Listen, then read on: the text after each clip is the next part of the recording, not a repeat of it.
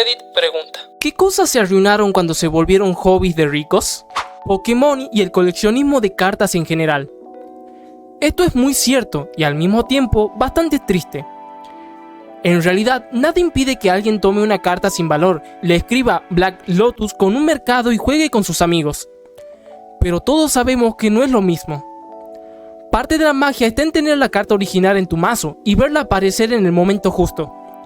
Sin embargo, entre eso y la avidez de la compañía que las producen, las cartas terminaron convirtiéndose más en una diversión que en algo divertido de encontrar, intercambiar y usar. Y como si eso no fuera suficiente, esa misma lógica hace que impriman cantidades enormes de cartas constantemente. Eso afecta a otras partes del juego que también eran divertidas. Ya casi no hay tiempo para que se establezca un meta con cada nueva expansión, ni para disfrutar la historia o el mundo que proponen, porque enseguida aparece la siguiente colección. A veces incluso se agregan elementos que se sienten fuera de lugar o poco coherentes con la narrativa, lo que le quita identidad al juego. Todo esto termina siendo un poco desalentador y hace que la experiencia sea menos disfrutable. Hace poco fui a una tienda de cartas para comprarle algunas a mi sobrino y la experiencia fue bastante extraña. Había gente comprando sobres de forma casi automática, como si fueran producto de consumo rápido, sin mucho interés en el contenido más allá de su posible valor. Escuchaba cosas como dame Pokémon X, Y y Z, con un enfoque totalmente concentrado en conseguir cartas caras. Antes, en cambio, todo era mucho más simple. Intercambiábamos cartas en el recreo, admirábamos el arte y elegíamos las que nos gustaban por nuestros Pokémon favoritos. La rareza o el precio no eran lo importantes.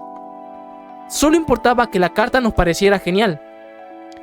Ahora, en muchos casos, se siente más como una apuesta que como un juego. No sé si vivir cuenta como hobby, pero siento que me están sacando el jugo para eso. ¿Sabe qué es lo más gracioso de eso? Si los ricos pudieran sacar a todos los mortales de la vida, causando que se mueran, terminarían siendo gente normal en un mundo desolado. Los ricos solo existen porque los pobres se aferran demasiado a sus vidas miserables. El miedo es lo único que esa gente respeta y lo único que temen a la gente dispuesta a irse a la tumba con tal de llevarse a esos cabrones ricos. El ejemplo perfecto es Luigi. Imagínate que cada persona promedio se pusiera de acuerdo para hacer lo que hizo Luigi. Los ricos se alejarían de inmediato y la vida de todos mejoraría. Pero la gente promedio tiene demasiado miedo de arriesgarse a cualquier consecuencia, así que prefieren seguir con su vida miserable como borregos y dejarse explotar. La mayoría de los carnívoros en la naturaleza se morirían de hambre si los animales presa se dieran cuenta de que solo tienen que unirse y pisotear a cualquier carnívoro que se atreva a cazar.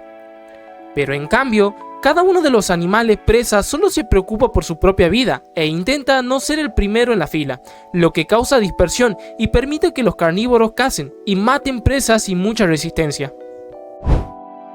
Las casitas o casas pequeñas. En realidad, no son tanto una tendencia novedosa como una consecuencia de algo más grande. El hecho de que las viviendas familiares tradicionales se vuelvan demasiado caras para muchas personas. Durante años vi en mi feed de Google artículos de estilo millennials financieramente inteligentes que están rompiendo con la tradición para vivir en aldeas de casas pequeñas o cosas por el estilo. Y siempre pensaba lo mismo, no lo hacen porque sea algo divertido, peculiar o minimalista, sino porque encontraron una forma de sobrevivir sin destinar la mitad de sus ingresos o más a la vivienda. Incluso lo mismo está pasando con los tráileres. Antes, vivir en un parque de casas rodantes era una alternativa económica bastante accesible. Pero hace poco me puse a ver precios por curiosidad, y hoy en día muchas veces cuestan casi lo mismo que una casa tradicional. Y eso sin contar que ni siquiera eres dueño del terreno, tienes que pagar una cuota al parque y además cubrir impuestos municipales. Económicamente ya no resulta la opción accesible que solía ser. He visto tráileres que rondan los $200,000, lo cual es sorprendente, sobre todo considerando que hay casas que históricamente costaban menos que eso. También está el tema de que muchos parques de casas rodantes están siendo comprados por grandes inversores o fondos privados. El proceso suele ser más o menos así. Alguien que ha sido dueño de un parque durante toda su vida recibe una oferta muy alta, suficiente para asegurar una buena jubilación. Aunque le cueste tomar la decisión, termina aceptando. Después, esos parques pasan a mano de empresas que buscan maximizar la rentabilidad, lo que muchas veces implica aumentar costos y reducir la calidad de vida de quienes viven allí. Lo que antes era una alternativa accesible para muchas personas, se está transformando en otro mercado más donde los precios siguen subiendo y las opciones económicas son cada vez más escasas. La ropa usada se convirtió en moda sostenible y, de repente, empezó a costar hasta 5 veces más. Fui a comprar un par de camisetas lisas para arruinar pintando este fin de semana. En Goodwill, una camiseta básica costaba 13 pesos. En Walmart, 7 pesos por, literalmente, la misma camiseta. Y cuando digo la misma, es realmente la misma marca y modelo. Antes, había un centro de liquidación de Goodwill donde la ropa costaba 25 centavos de dólar por libra. Esto fue hace unos 15 años. Luego, hace alrededor de 10 años, subió a 50 centavos por libra. Más tarde, en 2020, el precio pasó a 2 pesos por libra. Ahora está en 5 pesos por libra, lo cual es un aumento bastante considerable en relativamente poco tiempo. Sigue siendo más barato que comprar ropa nueva, pero el ambiente también cambió bastante. Está lleno de revendedores que esperan afuera antes de que abran y se apresuran para conseguir lo mejor primero. Después, terminan revendiendo esas prendas al precio de venta al público o incluso más caro. Sinceramente, resulta bastante frustrante para quienes solo quieren comprar algo accesible. Además, el local se mudó a una ubicación mucho más atractiva, lo que hizo que más gente con mayor poder adquisitivo se sienta cómoda yendo y quedándose por más tiempo. Antes estaba en una zona más ruda o menos llamativa, y muchas personas de zonas más acomodadas no se animaban a ir. No era un lugar inseguro, simplemente tenía un entorno más urbano y menos atractivo a simple vista. Un montón de influencers se fueron a un lugar para nadar que no era tan conocido, a un par de horas de donde vivo, hace unos años, porque de repente estuvo de moda ese año publicar videos de uno mismo nadando ahí ese verano. Terminó con problemas de bacterias porque todos se cagaron en el agua y dejaron que sus perros se metieran ahí /diagonal demasiado cerca del agua también. Antes de que alguien se diera cuenta, había gente nadando con rasguños y cortadas pensando que era seguro. No estoy seguro si todavía es así, pero después de eso solo se podía nadar ahí por un tiempo si no había un aviso de bacterias. El camping tradicional. Nuestros parques estatales están cada vez más llenos de gente adinerada que llega en vehículos de más de $100,000, con generadores encendidos todo el tiempo y manejando bicicletas eléctricas de forma bastante imprudente. Literalmente, la moda de la van life impulsada por influencers terminó afectando mucho la experiencia del camping. La mayoría de los campamentos están siempre reservados, y los precios han subido casi hasta niveles de hotel. Incluso las zonas de Express Camping, que antes eran gratuitas y tranquilas, ahora están cada vez más saturadas. En Australia, además, hay un problema creciente con el llamado camping fantasma. Personas con dinero ocupan un sitio semanas antes dejando una casa rodante, solo para asegurarse el lugar cuando llega un fin de semana largo. Los parques han intentado combatir esto implementando sistemas de reserva y aumentando las tarifas, pero a muchos de estos campistas fantasma no parece importarles. Incluso llegan a reservar varios espacios que después quedan vacíos. Cuando me mudé a Tasmania, me decepcionó bastante descubrir que en muchos lugares ni siquiera se permite acampar con carpa.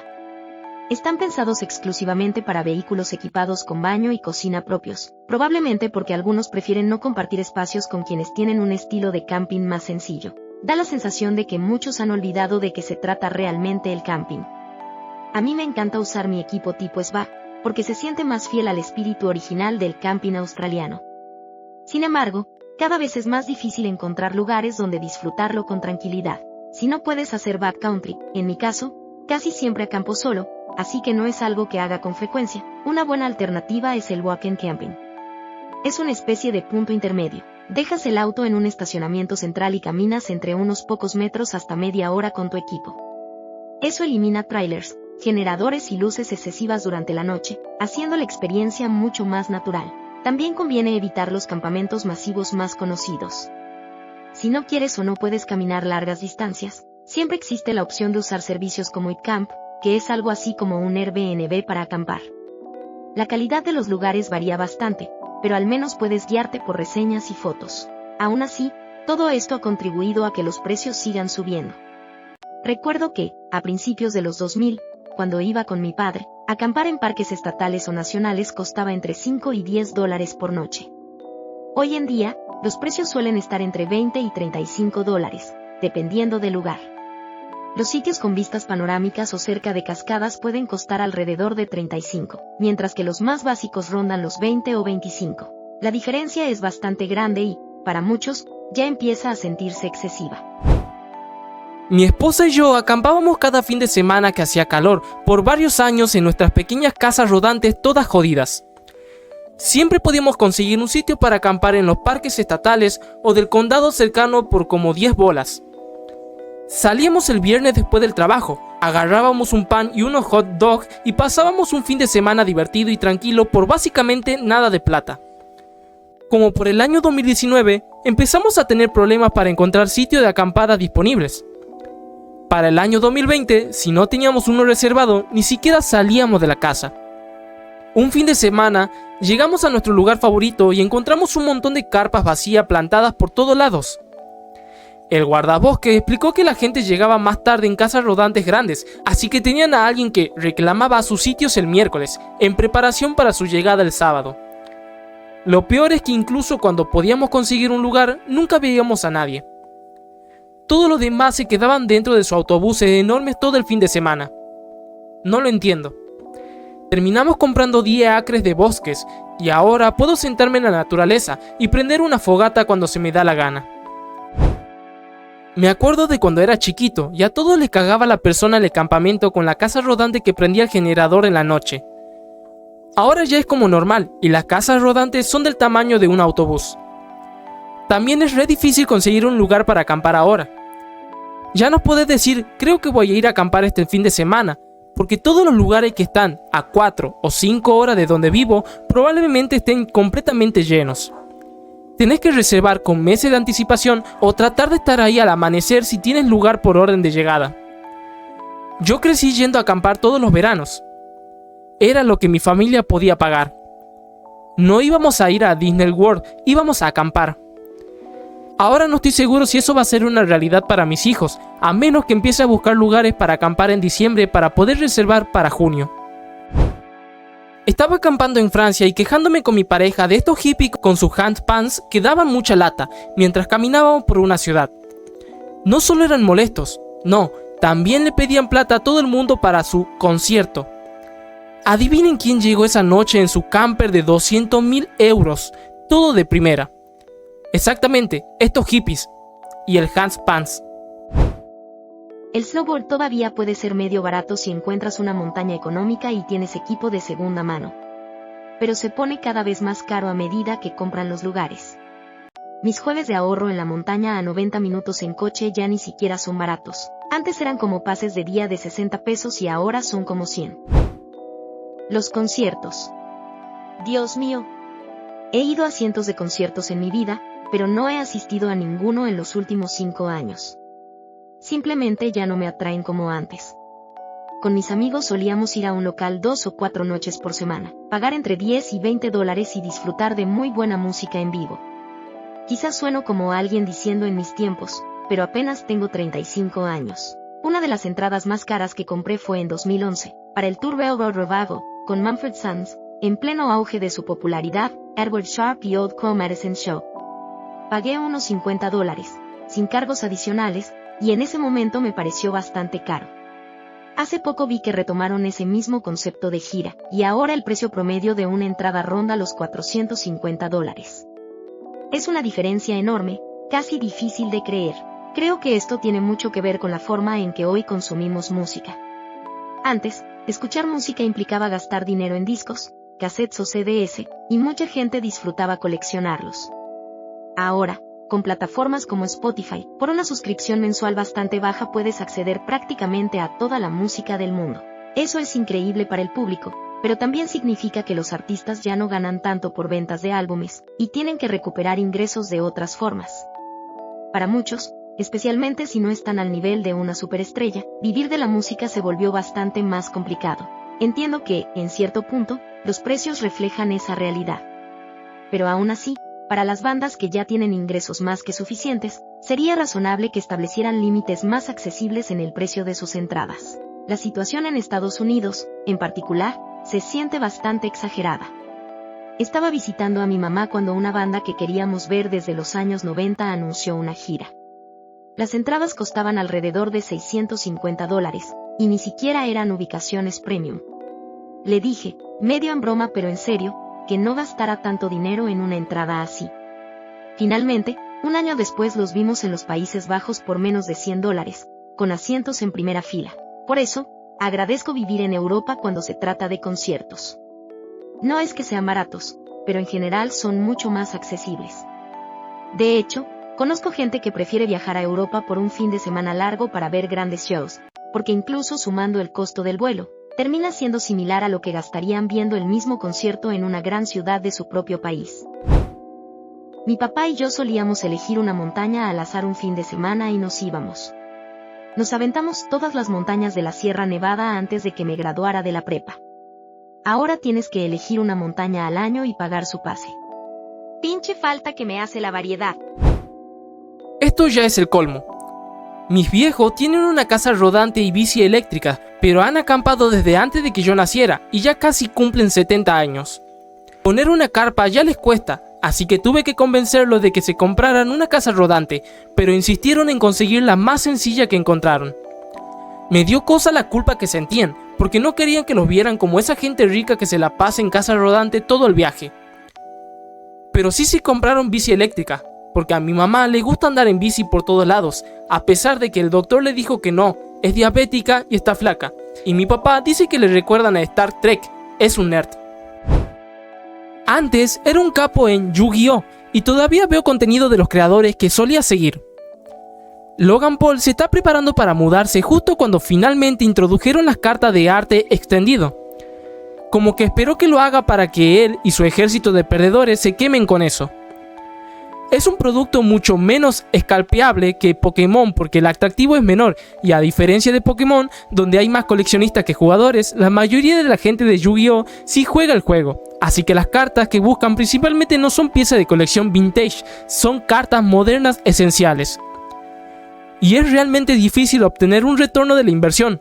Roy, abriendo sobres para revender. Pokémon y coleccionar sus cartas. El modelo de distribución tampoco ayuda. Después de la primera ronda de distribución que está asignada, o sea, ellos deciden cuánto de cada producto puede comprar cada tienda o cuenta, los distribuidores pueden vender al precio que quieran.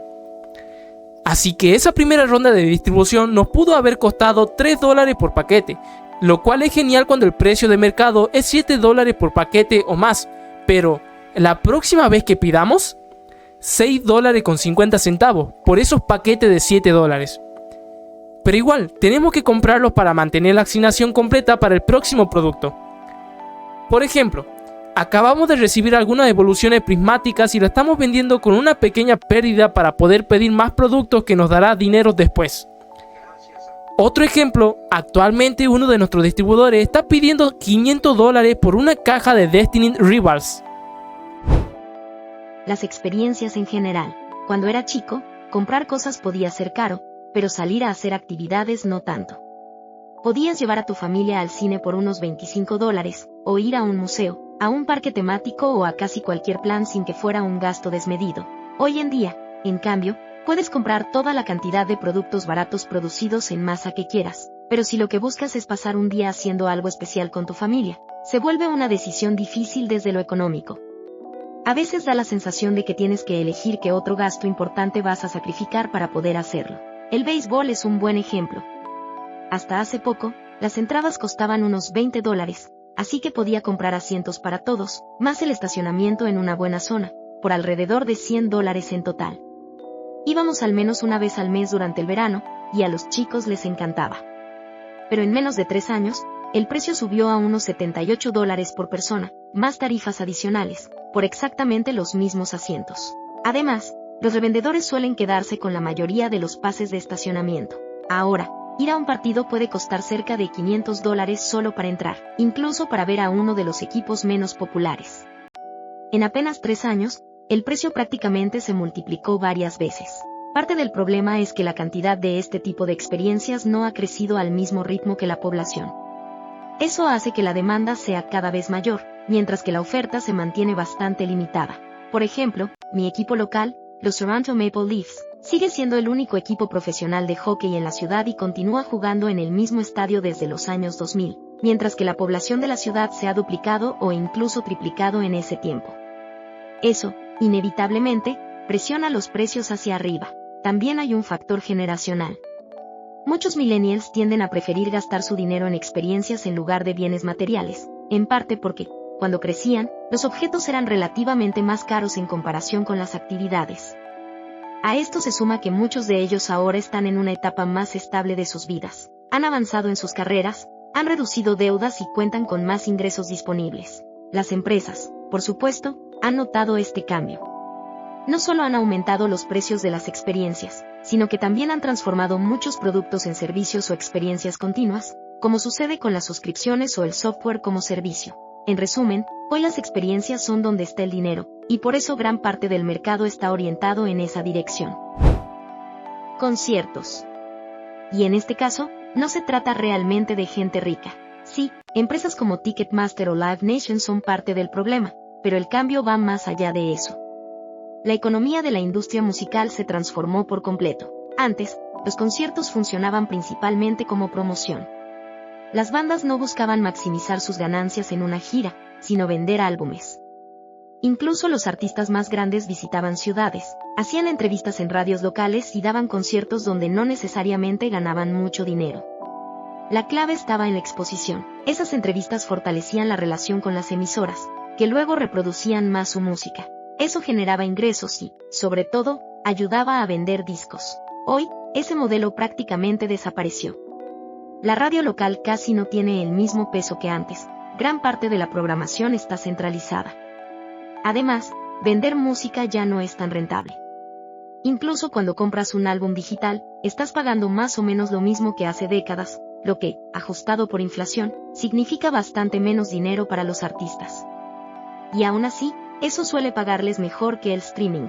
Por eso, la lógica se invirtió. Ahora las bandas lanzan música para justificar salir de gira, en lugar de hacer giras para vender discos. Aún así, hay muchísimas bandas excelentes que no son lo suficientemente masivas como para cobrar entradas muy caras, y ahí es donde todavía se pueden encontrar grandes experiencias. Hace poco vi a mi banda favorita en un lugar pequeño en Chinatown, Nueva York. Entré y el guitarrista principal estaba tranquilamente en la barra, como cualquier otra persona. Las entradas costaban $30. Fue, sin duda, uno de los mejores conciertos a los que he ido. En el fondo, todo esto tiene más que ver con que los conciertos se convirtieron en la principal fuente de ingresos para los músicos. Desde que las plataformas de streaming se popularizaron, los ingresos por álbumes, EPs o sencillos bajaron mucho. Como resultado, los precios de los shows en vivo aumentaron. No es la única razón, por supuesto, pero el problema no pasa necesariamente porque la gente adinerada se haya metido en esto, sino por cómo cambió toda la industria.